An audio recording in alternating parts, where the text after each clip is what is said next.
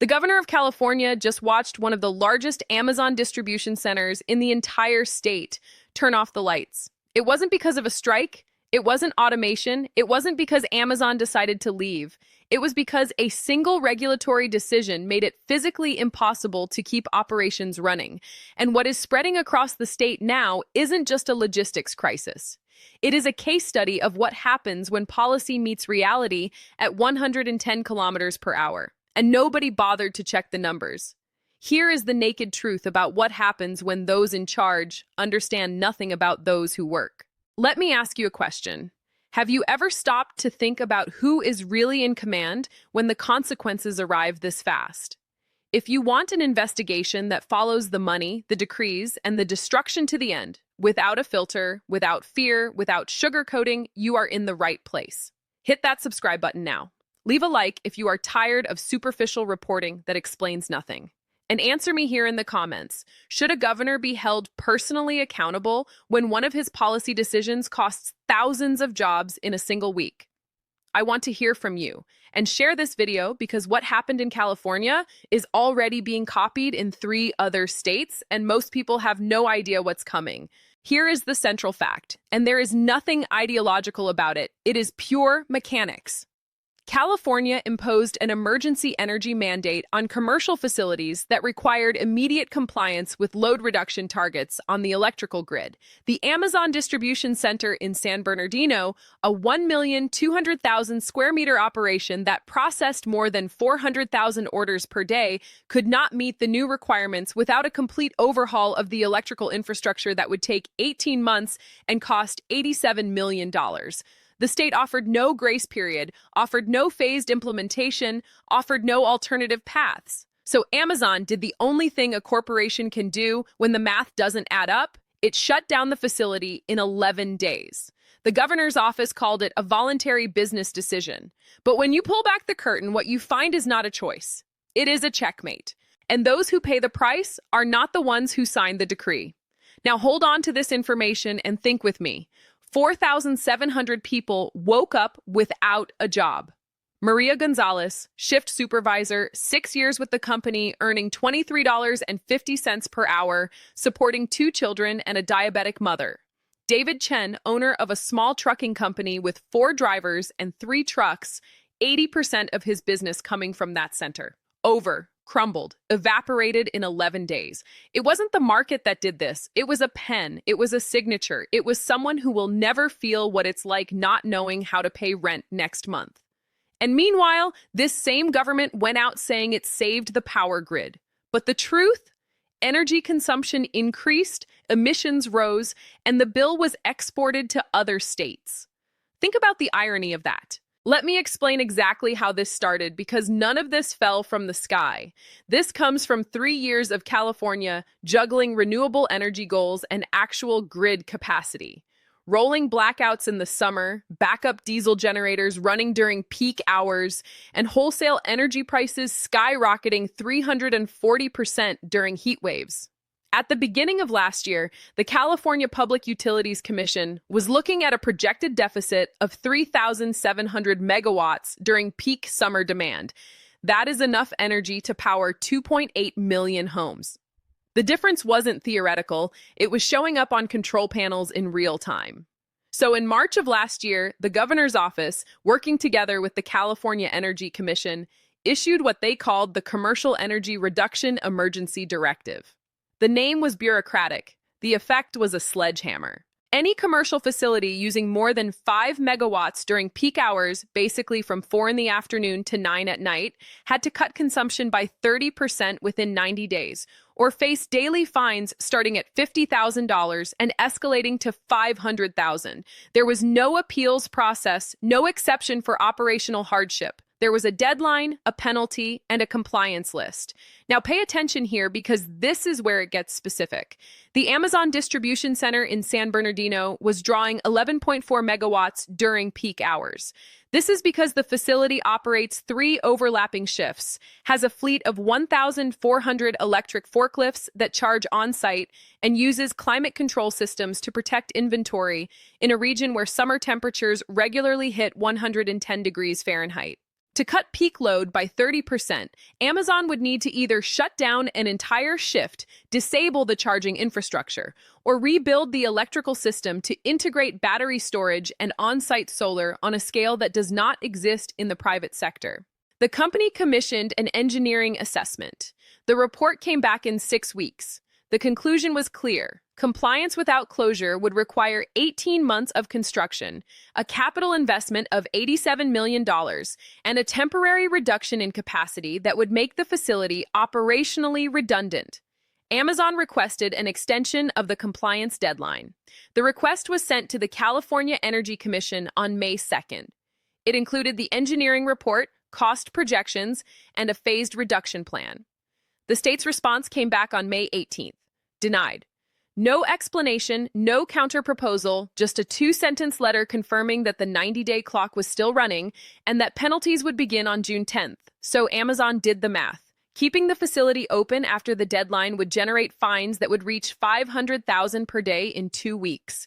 That is $3.5 million per week, $15 million per month, $180 million per year. The facility's estimated annual operating profit was $220 million. In other words, the fines would consume 82% of the profit in 12 months. The company held an emergency board meeting on May 24th. On May 29th, Amazon announced the closure. On June 9th, one day before the penalty deadline, the last truck left the San Bernardino facility and the building went dark. Let that sink into your head. One of the most sophisticated logistics operations in the world, a facility that took 4 years to build and employed 4,700 people, was closed in 11 days because the state refused to grant an extension that would cost the government nothing. But this is where the dominoes really start to fall. The San Bernardino Center wasn't just a regional warehouse. It was a critical node in Amazon's West Coast distribution network. It served 11 counties in Southern California and handled overflow from facilities in Nevada and Arizona during peak seasons. When it went offline, that volume didn't disappear. It was redirected. Packages that used to travel 80 kilometers from San Bernardino to Los Angeles were now being sent from a facility in Tracy, 560 kilometers to the north. Delivery times that used to be next day became 3 days. And the cost per package, which Amazon does not publish but industry analysts estimate at around $4.80 for regional fulfillment, jumped to over $11 for long-distance redistribution. Within 2 weeks, third-party sellers using Amazon's fulfillment system in Southern California began reporting delayed shipments, missed delivery windows, and inventory stuck in limbo. A furniture retailer in Riverside that relied on Amazon's logistics told a local business journal that its average fulfillment time went from 1.5 days to 6 days, and its customer complaints tripled. A small electronics distributor in Orange County said it lost $40,000 in sales in 1 month because its inventory was stuck in a warehouse in Northern California waiting for truck capacity that didn't exist. These were not Amazon's losses. They were being absorbed by small businesses that had no voice in the regulatory process and had no alternative infrastructure to turn to. Then came the hole in employment. When Amazon closed the San Bernardino facility, 4,700 workers lost their jobs. The company offered relocation packages to employees willing to transfer to facilities in other states, Arizona, Nevada, Texas. Fewer than 400 accepted the offer. This means that 4,300 people, most of them hourly workers earning between $17 and $20 per hour, were suddenly unemployed in a county where the median household income is $67,000 and the unemployment rate was already at 5.2%. The state's Employment Development Department projected that the closure would cost San Bernardino County $310 million in lost wages over the next 12 months and reduce local tax revenue by $18 million. But it didn't stop there, my friend, because this is only the beginning of the tragedy. The facility supported an entire ecosystem of secondary employment. Contracted drivers, maintenance crews, security companies, cleaning services, food vendors operating in and around the warehouse. A truck driver who did daily routes to the facility told a local news outlet that he lost 60% of his income overnight. A catering company that provided meals for breaks laid off 11 employees. A uniform company that serviced the Amazon workforce closed its San Bernardino location completely. These were jobs that didn't appear in Amazon's employee count, but they were just as real and disappeared just as fast. Now let's talk about the energy side, because here is the irony that nobody in Sacramento wants to acknowledge. The mandate was designed to reduce peak load on California's grid. Closing the San Bernardino facility reduced the load by 11.4 megawatts during peak hours. But the redirected logistics operation increased energy consumption everywhere else. Trucks driving 560 kilometers instead of 80. Diesel generators running overtime at overloaded facilities in Tracy and Phoenix. Refrigerated warehouses in Nevada operating extended hours to handle excess inventory. An energy economist from a policy institute ran the numbers and estimated that the net increase in carbon emissions from the redirected logistics was equivalent to adding 2,400 cars to the road full-time. Translation: the state forced a closure to save energy, and the result was more energy consumption, more emissions, and more pressure on the electrical grids of neighboring states. Think about that for a moment. The policy achieved the exact opposite of the intended goal, and the costs were exported to workers, small businesses, and other states. Now comes the legal and regulatory layer that makes this even more surreal. After the closure, a coalition of business groups and unions filed a lawsuit against the state, arguing that the Commercial Energy Reduction Emergency Directive violated the California Administrative Procedure Act because it was implemented without public comment, without economic impact analysis, and without the 30-day notice period required for emergency regulations. The lawsuit cited specific statutory language requiring that emergency directives be necessary to address an immediate threat to public health, safety, or welfare, and argued that a projected energy deficit 3 months in the future did not meet that threshold. The case went before a Sacramento Superior Court judge on August 14th. The judge issued a preliminary ruling. She found that the directive had been implemented in a procedurally flawed manner and that the state had failed to demonstrate that the 90-day compliance window was the least restrictive means of addressing the grid deficit. She ordered the state to pause enforcement of the penalties and begin a formal rulemaking process with public participation. But here is the detail that breaks everything.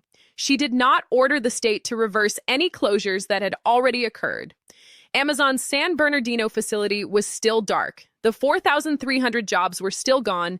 The legal victory was symbolic, but the damage was permanent. Here is the summary, and it's simple. California imposed an emergency energy mandate with a 90-day compliance window and no exceptions. Amazon's San Bernardino facility could not comply without an $87 million renovation and 18 months of construction. The state denied an extension. Amazon closed the facility in 11 days. 4,700 workers lost their jobs directly, thousands more lost income indirectly. Small businesses dependent on the facility's logistics were destroyed. Delivery times in Southern California tripled. Redirected logistics actually increased net energy consumption and carbon emissions. A court found the directive was procedurally flawed but could not undo the closure. The governor refused to intervene, refused to negotiate, and refused to acknowledge the economic destruction. And now other companies are quietly preparing to leave because they saw what happens when politics doesn't care about consequences. So here is the warning, and it's not just for California, this is the model. When governments prioritize targets over processes, mandates over infrastructure, and deadlines over reality, this is what you get. If you've made it this far, I really need to thank you. I know this isn't the kind of content that's easy to watch. There's no happy ending, no miraculous twist. But you stayed because you understood that this matters. 4,700 people lost their jobs in 11 days, not because the market changed, not because the company went bankrupt, but because someone sitting in an air-conditioned office signed a paper without understanding or caring about the consequences. And this can happen anywhere, in any sector, to any of us. The difference between being employed and being on the street can be the stroke of a pen from someone who will never feel the impact of their own decision. Think with me. California created a law to save energy, and the result was more energy consumption, more pollution, and more unemployment. They wanted to protect the electrical grid and ended up destroying thousands of lives. And when a court said the process was illegal, that it was done the wrong way, nothing changed. Amazon didn't come back, the jobs didn't come back, the small businesses didn't recover, the governor didn't apologize, didn't negotiate, didn't acknowledge the mistake. And do you know why? Because those who make the policy never pay the price. Those who pay are Maria, David, and the thousands of anonymous workers that no one will remember 6 months from now. This is the pattern, and it is spreading. Other companies are watching, others are planning to leave, because they saw that when politics doesn't respect reality, those who work are the ones who get screwed. Now, I need you to do something. If this video opened your eyes, if you understood the gravity of what happened here, click that red subscribe button now. Subscribe to the channel because I will continue to bring these investigations that traditional media hides. Leave that like because it helps me take this message to more people who need to wake up to reality. And answer me in the comments. Should a governor be held personally accountable when one of his decisions destroys thousands of jobs? Yes or no?